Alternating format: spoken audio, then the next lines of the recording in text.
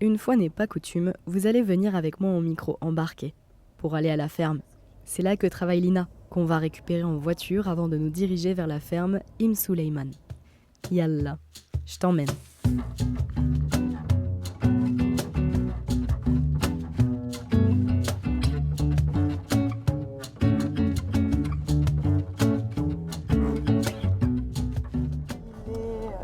Bientôt 5h du matin. Il est bientôt 6h du matin. Et visiblement bien trop tôt pour moi qui n'ai pas encore les yeux en face des trous. Après, on va aller ensemble pour aller chercher de l'essence. J'aime bien Ramallah le matin parce qu'il n'y a personne. Yes.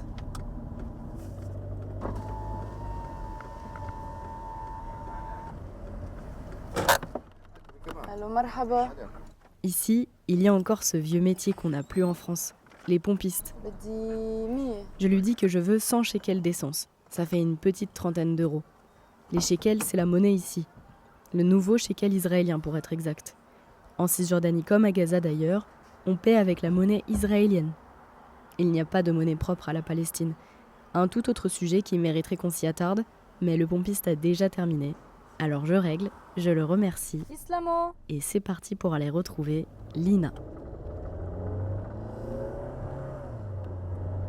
Pour la retrouver, on passe par le rond-point de l'horloge, la place aux 5 lions, le marché, et puis 1 ou 2 ronds-points de plus, et nous y voilà.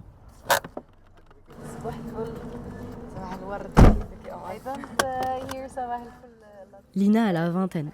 Elle dégage une sagesse qui n'a d'égal que sa prestance. Elle a de grandes boucles brunes et des yeux noirs perçants. Elle n'est pas très loquace. Trouver les mots, ça n'a jamais été très facile pour elle. Alors elle alterne parfois entre l'arabe et l'anglais. Et m'explique que sa manière à elle de s'exprimer, c'est par les arts. أنا يعني مش كتير بحب أحكي عشان هيك مش عارفة كتير أحكي بس أنا مش كتير بحب أو مش كتير بعرف أعبر بالحكي بحب بعرف أعبر أكتر بالرسم so like drawing I tend to express that way more than talking because I don't know how to use like words even in Arabic it's not about like the language barrier. Aujourd'hui, et même si les mots c'est pas son truc, elle nous a invités dans la ferme dans laquelle elle travaille. Elle aussi, elle tenait à nous montrer. Et pourtant, vous allez voir que pour elle, l'impensable s'est tellement banalisé qu'elle en oublie presque de le mentionner. Mais pour le moment, on est en route. Alors entre 2 indications de quelle petite route prendre pour rejoindre la ferme, on parle de tout et de rien. Which way? This one? Et puis, on arrive enfin à la ferme. Et on retrouve le petit chaton. This is Jamal. La mascotte du jour, Jamal. Un petit nuage blanc et gris aux grands yeux bleus qui gambade joyeusement dans une ferme. Ça pourrait avoir des allures de petite maison dans la prairie. Là, Jamal. Il y a même les chants des oiseaux, de la terre sous nos chaussures, et Jamal qui nous suit de près. Avant de se mettre au travail sous un soleil de plomb, on va s'asseoir avec un café. Et Jamal, bien sûr, qui s'amuse avec la bonnette de mon micro. Jamal, bas. Et puis, Lina m'explique comment tout ça a commencé. Farm.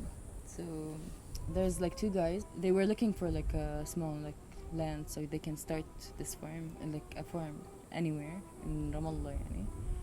Well, they couldn't find like a land. They didn't have much money to begin with. So this guy that owns this land told them that this is an amazing idea and I can give it to you so you can work on it and make whatever you want in it as long as it's like a farm and so this is how it started I think in 2016. After Corona they started like to expanding يعني استصلحنا الأرض اللي تحت كلها إنه سميناها كورونا we called it Corona because يعني شوي it started like evolving. Je lui demande quand est-ce qu'elle a commencé à travailler ici.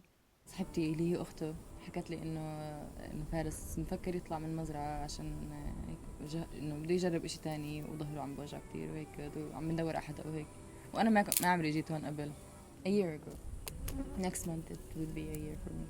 Je sens bien que c'est un endroit spécial pour elle. Et en effet, d'elle-même, elle m'explique qu'ici, elle se sent bien. Hey, I fell in love with the farm. The whole idea of it, like not especially just here, it's just the idea of farming and the idea of you connecting to the soil, to the land. Like I felt like really good being here. I dream a lot of this place. I'm not sure why. It just I always be here in my dreams, like doing something. Not working, but just being here, like just like not thinking much and not like not being anxious in a way, I don't know. Et comme si parler de tout ça était déjà une façon de s'épancher un peu trop pour elle, d'un coup, elle en revient à des sujets beaucoup plus pragmatiques et m'explique que dans le contexte actuel, ce n'est pas facile pour eux de se maintenir à flot, mais que la nature continue à leur offrir ses fruits pour les vendre. The products that we sell don't cover the costs of the workers حتى يعني. بس الكلاينتس تاعنا هم يعني مش حدا معين. Like we sell like a basket, like 2 kinds of baskets for 2 people or for 4. So you can like تقدمي بالفورم وهاتوا. And whatever we like grow and can go in the basket. So we put herbs and Elle me dit aussi qu'ils ont essayé de produire du miel, mais que the bees should like travel from places so they can like produce honey, and that's not happening. Elle marque une pause, alors ça me laisse un peu trop de temps pour penser. Les abeilles devraient aller butiner partout, mais préfèrent rester à la ferme. Avec Lina, je le tourne en dérision en lui disant que je comprends. C'est quand même un bel endroit ici. They're just staying here. So yeah, They like the place. Yeah. They're staying. Mais je ne peux pas m'empêcher de penser que même les abeilles, elles qui sont pourtant libres de voler partout où elles veulent, ne s'aventurent pas trop loin. Est-ce qu'elles savent ? Est-ce qu'elles sentent comme elles ont de la chance, elles, de pouvoir voler au-dessus de ces paysages, de survoler cette réalité ? Et alors que je me perds dans mes divagations, Lina me dit de tendre l'oreille. On entend un bruit. Vous l'entendez ? On dirait comme l'écho d'une chanson que je n'arrive pas à identifier mais qui ressemble à une sonnerie d'école. Une sorte de douce rappel à la réalité, cette fameuse réalité que vous commencez à bien connaître. Notre petite mascotte Jamal recherche toujours notre attention, mais les pensées sont ailleurs, tournées vers cette réalité à laquelle Lina, comme tous les autres agriculteurs et agricultrices en Cisjordanie, sont confrontés. Celle des colons israéliens qui s'installent illégalement en Cisjordanie. Et illégalement d'après le droit international. Mais ça, c'est dans l'épisode 4 qu'on en parle. Ici, à la ferme, on assiste aux conséquences directes, au point d'entendre cette sonnerie. So I'm not sure where it's coming from, but usually the kibbutz here, they play like music every like hour, so they can know like when is the next whatever class or whatever. But I'm not sure this is one of them. This is new. Yeah, you can hear it. They never stop building, so you just can hear this background noise getting closer every day, like every day, every week. You can hear it closer. Elle m'explique que cette colonie illégale israélienne a toujours fait partie du décor pour elle, mais sans vraiment en faire partie. Doesn't look right here. Doesn't blend in with anything. It's just like blocks, people living in every block, like families. It's weird, like seeing all that and people moving there, and we're moving here, and it's just. Elle s'interrompt. En effet, j'imagine comme c'est étrange et angoissant de savoir qu'elle peut les voir, de la même manière que ces colons peuvent la voir. Et puis soudain, elle se lève et m'explique que parfois, ces colons viennent jusqu'ici. There's like some stairs down there. They were on the stairs. You can see them from here. You see that? The stairs over there. That they can come, that we can't. Yeah, they're right there. Yeah, so they came from there. They started shooting at somewhere here. And also, I mean, many times they be like there at the gate. They go up, just watch. Once they came here, we were here. The 4 of them came, inspected the car. They stayed like for like half an hour, looked around, started coming like close but then they went back.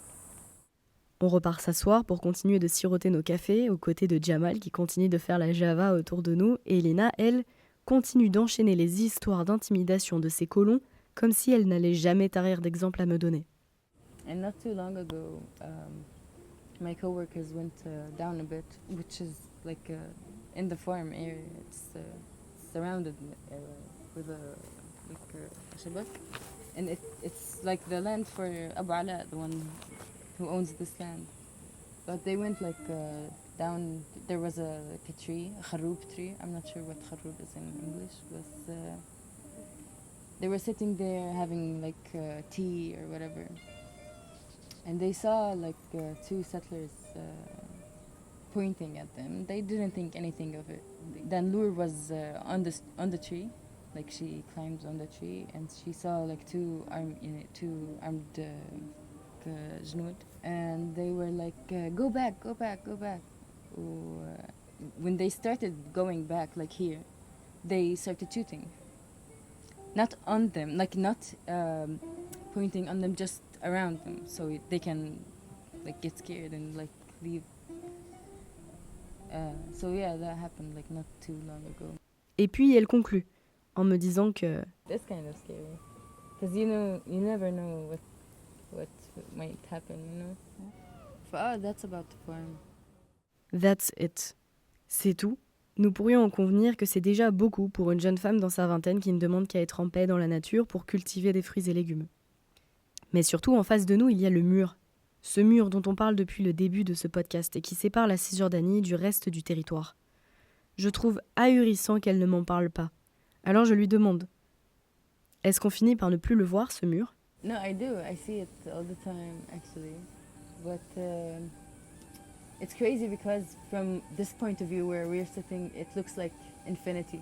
It looks like it doesn't finish anywhere. It's just here from there, and it goes like along, I don't know where. We don't know where it stops. Me, I don't know. So بحسه كتير إشي كرتون. بحس إنه it can break apart in any time. It's really fragile. But no, it's not really. Donc en fait, elle le voit bien, ce mur, mais elle vit avec, et avec tout ce qu'il implique. Mais Lina continue et insiste en disant qu'elle garde espoir. But I still have hope, honestly. I really believe in that. Like it's not هي مش الوجهة هلا بس هي الطريق لهناك. We are on the way. We're on the right path. I believe so. Elle marque une pause, mais je vois bien qu'elle a quelque chose dans la tête. Je penche la tête pour l'interroger du regard et l'encourager à continuer. Et puis finalement, comme si c'était quelque chose qu'elle tenait à me dire depuis le début, elle ajoute. I think it's like a resistance. I see it like that. I see it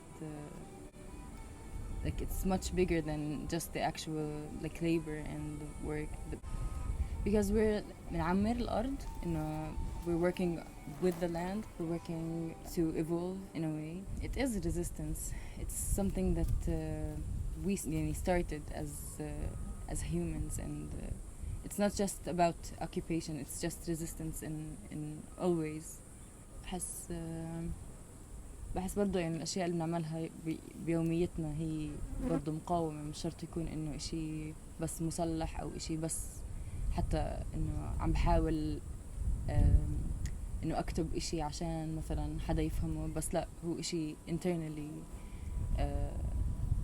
بيكون مقاومة مع حالك. إنه أنت عم بتسوي هيك، عم تكون تتعب وعم تكون تشوف أشياء، عم تعرف على حالك، إنه you get to know yourself. Donc travailler la terre non seulement comme manière d'être là, et puis aussi pour mieux se connaître soi-même. Et puis sans prévenir, elle finit par se lever. Apparemment, fin de la parenthèse, il faut s'y mettre avant que le soleil ne vienne pour nous assommer. On est chacune dans nos pensées, à la fois concentrée sur notre tâche et personnellement distraite par la discussion que nous venons d'avoir. Les bruits des colonies illégales israéliennes autour de nous n'ont pas l'air de la perturber autant que moi.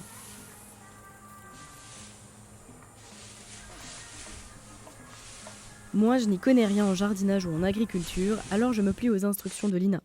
Ce jour-là, il faut couper les mauvaises herbes et puis arroser.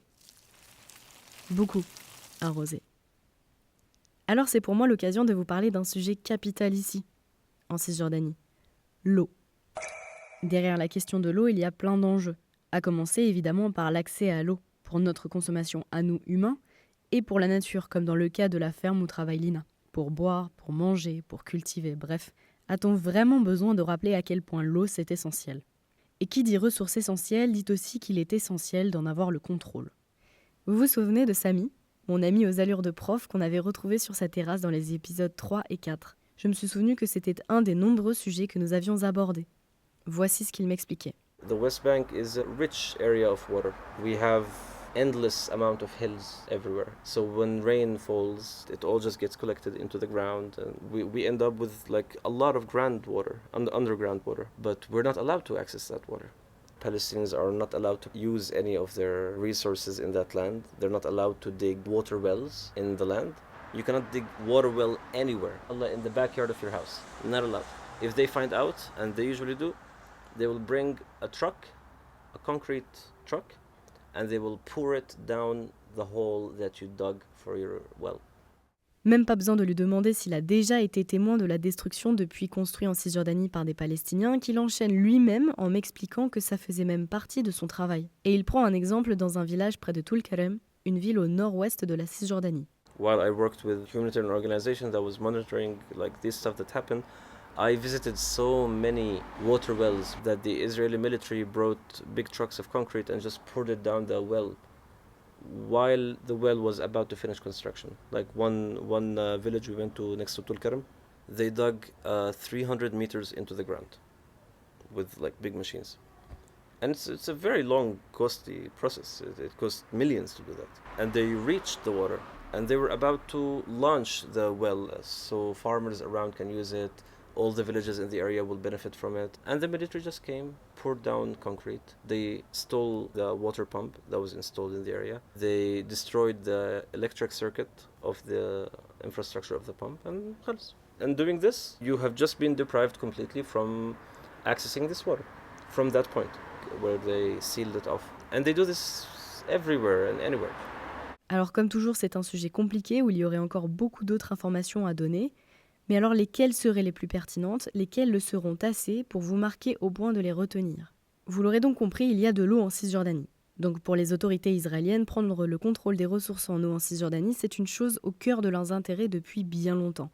L'interdiction de construire des infrastructures d'eau dont parle Samy, elle remonte à 1967, date à laquelle une ordonnance israélienne a été édictée et empêche les Palestiniens de construire ces infrastructures d'eau.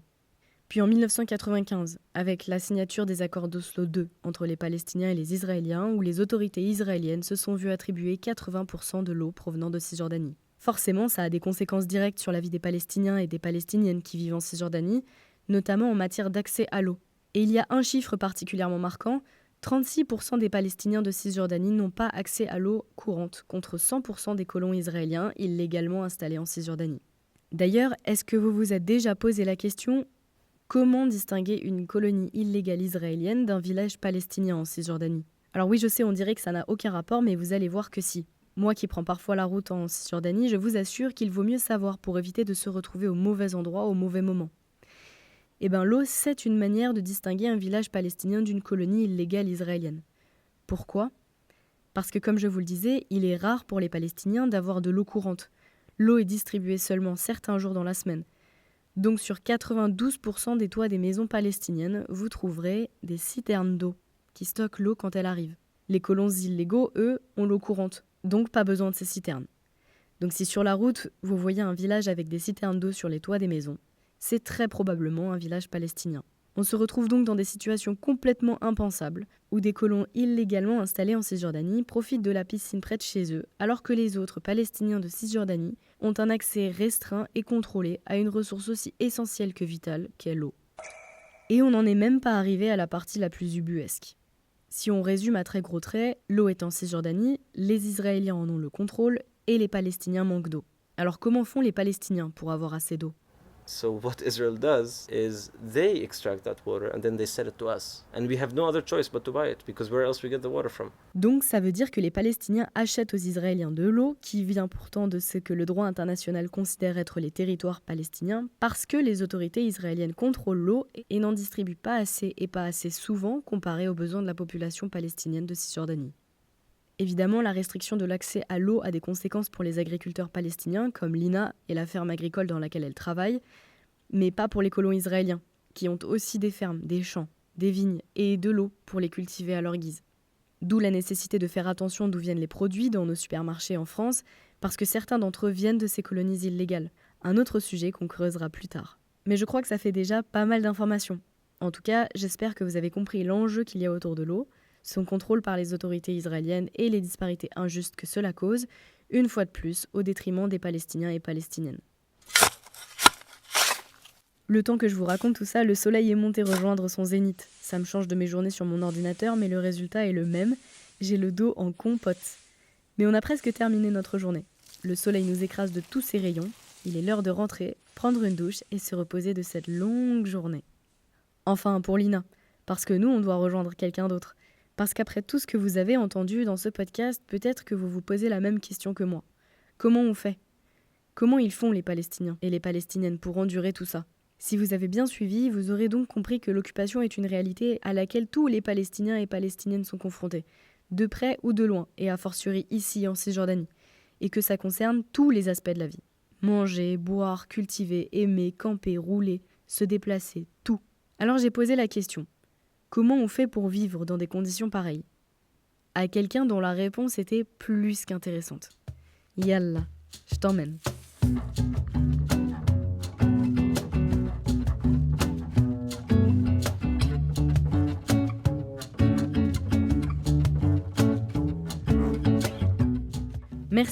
Merci beaucoup d'avoir écouté ce 8e épisode du podcast. Cet épisode ne fera pas exception aux remerciements que je tiens à adresser à toutes celles et ceux qui ont contribué. Karim et Ranim pour la musique de ce podcast, Sarah et Lise pour le joli visuel, Mewen comme co-créateur de ce podcast, Lina évidemment pour nous avoir partagé un peu de son quotidien à la ferme. Shukran jazilan.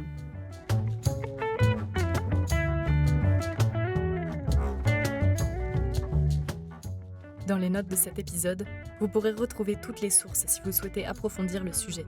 Et sachez que ce podcast est autoproduit et non monétisé. Donc si vous voulez soutenir ce travail, le mieux que vous puissiez faire, vous le savez déjà, c'est d'en parler autour de vous. Le partager, mettre des étoiles, des likes, tout ça, vous connaissez la chanson. On compte sur le bouche à oreille, alors maintenant que vous nous avez prêté une oreille, vous savez ce qu'il vous reste à faire. À bientôt!